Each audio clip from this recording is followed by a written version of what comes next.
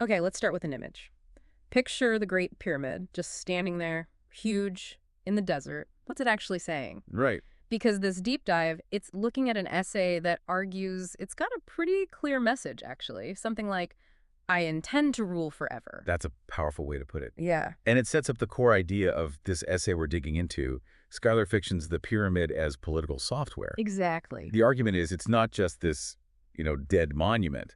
It's framed as a flexible ideological apparatus, almost like a living machine for controlling narratives. A living machine, I like that. So that's what we're exploring today, this really fascinating idea. How does a pyramid work like political software, like an old school operating system for power?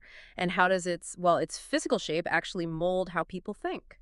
And the essay gets really original, linking this ancient thing to modern ideas about cognitive manipulation, which is quite a leap. It is. And also, how does ambiguity, its silence, become a tool for controls? That's something we really need to unpack. Absolutely. And this isn't just, digging up old history for its own sake. It's about understanding these sort of timeless ways power works, how structures, literal stone structures, can maybe program our minds. And what that means for us now, how we take in information. So yeah, get ready because this might shift how you think about history, buildings, maybe even your own thoughts. It's a pretty profound idea. So let's dive into that core metaphor. A giant stone monument acting like, computer software, one that gets rewritten over time. Yeah, the political software idea, the essay calls it a reprogrammable mythic interface. I love that phrase. Me too. It's not just ancient, it is permanently rebooted. Yeah. So how does stone become like code? How does it? The essay argues the first programmers were the Old Kingdom pharaohs, right? The ones who built them. Exactly. Chapter 1 digs into this. They weren't just building tombs. They were the first authors of this myth software. It was designed really as an active engine of immortality. And Ed. Yeah. The architecture itself was part of staging the Pharaohs' ontological transformation, basically making people believe the king became a god. So it's theater on a massive scale. Kind of, yeah. And the essay points out something really interesting. The seeming contradictions in its design, maybe different messages happening at once, those weren't mistakes. They were seen as the logic of the divine, something beyond simple human reason. This made it a kind of closed circuit of myth, really hard to just pick apart logically. It resisted that kind of deconstruction. Okay, so it wasn't just a box for a body. It was a machine for making gods, using architecture. And the precision, the alignment with stars and directions, that was key. Oh, absolutely crucial. It wasn't just impressive building. The essay argues it was constructing a cosmic blueprint around a political body. Wow. By tying the pyramid to the stars, to the cosmos, it became cosmic branding. It made the pharaoh's power seem, inevitable, divinely approved, written in the stars almost literally. Chapter 3, citing Edwin Krupp, calls it consent forged not through law or force, but through astronomy. That's quite a claim. It really is. How do you argue with the stars? Yeah. It makes rebellion seem almost unnatural. Okay, so the original software is running, but the amazing thing is, it didn't stop there. The essay says it got updated or overwritten. What happened later? Well, this is where the reprogrammable part comes in, and it gets really fascinating. Centuries pass, and new rulers come along, and they essentially overwrote the pyramid's meaning. Like who? Well, the essay highlights al-Ma'mun, the Abbasid caliph in the 9th century. His famous pyramid invasion, analyzed by Michael Cooperson, is described as him literally hacking the software. Hacking the software? So he broke in. Was he just looking for gold? Maybe, partly, but the analysis suggests it was much more about narrative acquisition. He wanted the story, the power associated with the pyramid for himself. Oh, well, okay. His people spread tales of finding amazing things inside, treasures, prophecies, strange devices, all things that made him look brilliant and powerful. So breaking in was like a huge PR move, reprogramming the public memory of what the pyramid meant. Exactly. Its ancient mystery became proof of his wisdom, his legitimacy.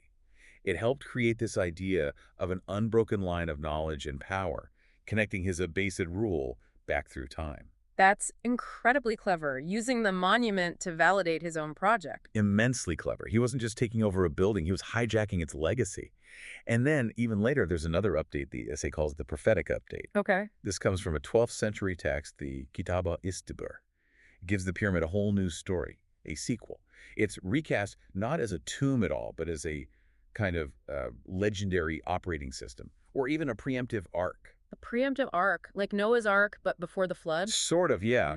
The story goes that Hermes Trismegistus, this legendary figure, built them to preserve all human knowledge before the Great Flood. Wow. Okay, how does that work as political software? What's the angle there? Well, the essay argues this wasn't just random myth-making. It was myth with a motive. A motive. Yeah, it cleverly positioned these ancient pre-Islamic monuments as somehow anticipating or pointing towards Islam. It created a kind of ideological inheritance. Ah, I see. So even these pagan structures were part of God's plan, in a way. Precisely. The pyramid becomes this political endorsement machine. It's ancient, it's awe-inspiring, and now its meaning is rewritten again to support the current power structure and its beliefs. This really drives home how myth, architecture, and what the essay calls cognitive influence are all tangled up together. Definitely. We talked about making the pharaoh divine, but how did the sheer physical presence of the thing work on people's minds? How did it get them to, well, buy into it all? Edwin Krupp's work, mentioned in Chapter 3, is really insightful here. He talks about pyramids as architectural assertions of divine alignment. That precise orientation wasn't just for show. Right. It physically embodied the idea that the earth reflects the heavens. It made that abstract belief concrete, visible. And Krupp also mentions the pyramid as a kind of synthetic version of a sacred mountain, right? Something man-made dominating the landscape. Exactly. Claiming vertical dominance. It's a visual shout.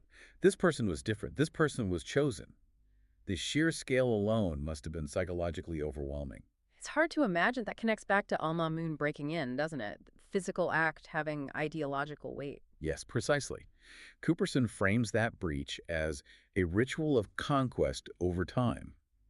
By physically entering, al-Mamun wasn't just exploring. He was inserting himself into the pyramid's ongoing story, escaping his own time.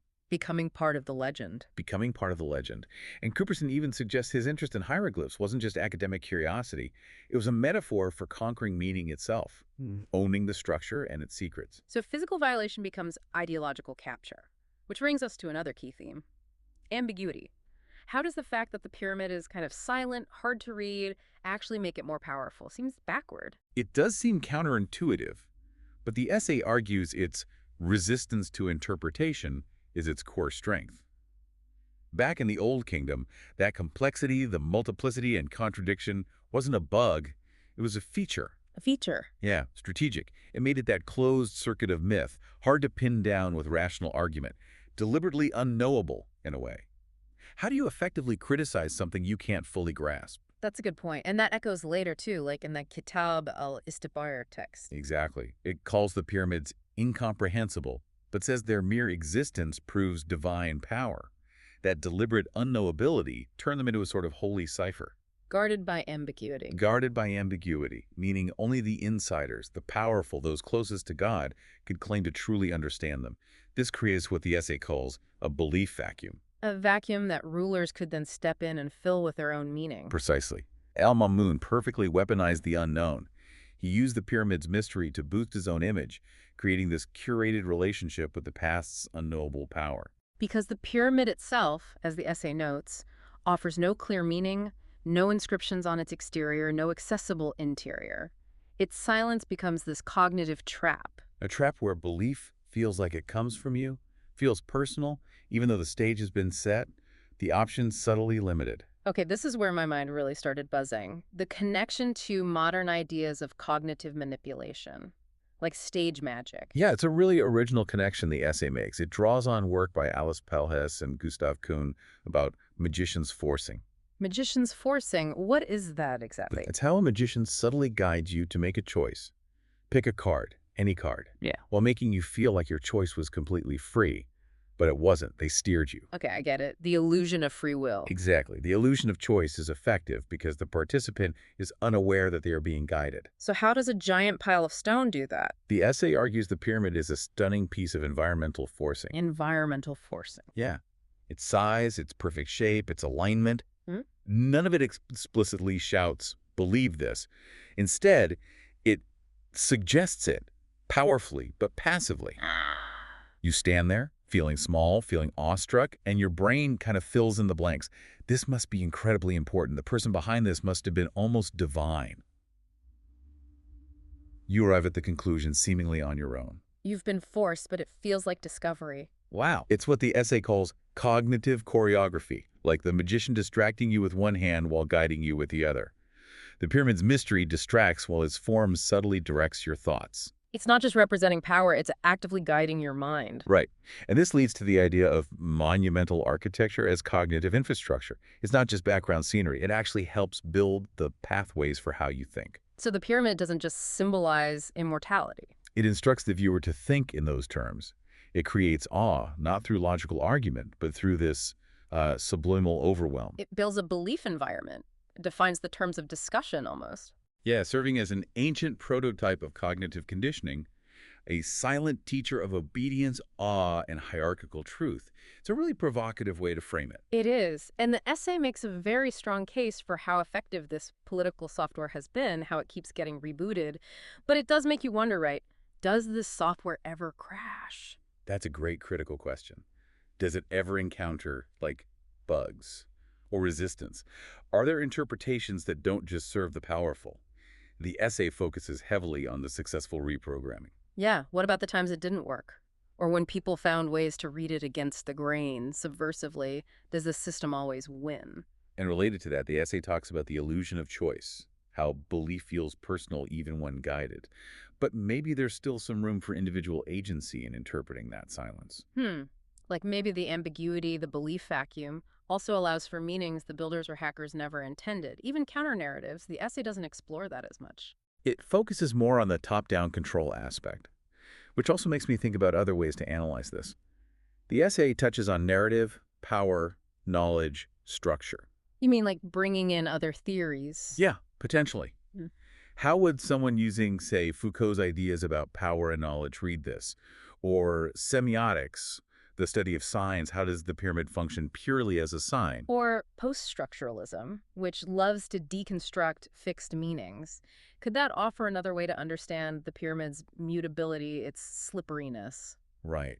These could potentially add more layers, maybe complicating the picture of control presented in the essay, building on its insights. It's definitely fertile ground. So wrapping things up, the core takeaway is that the pyramid isn't this static thing at all. It's more like a dynamic ideological Rorschach test. Yeah, or as the essay concludes, maybe the most efficient propaganda machine ever quarried. That's a line. And it lasts not just because it's stone, but because, as it says, its silence is its strength. It says nothing definitive and thus allows every regime to make it say everything. It's endlessly adaptable. The ultimate trick, perhaps, is the illusion of eternity, carved in stone. The idea of the pyramid keeps regenerating itself.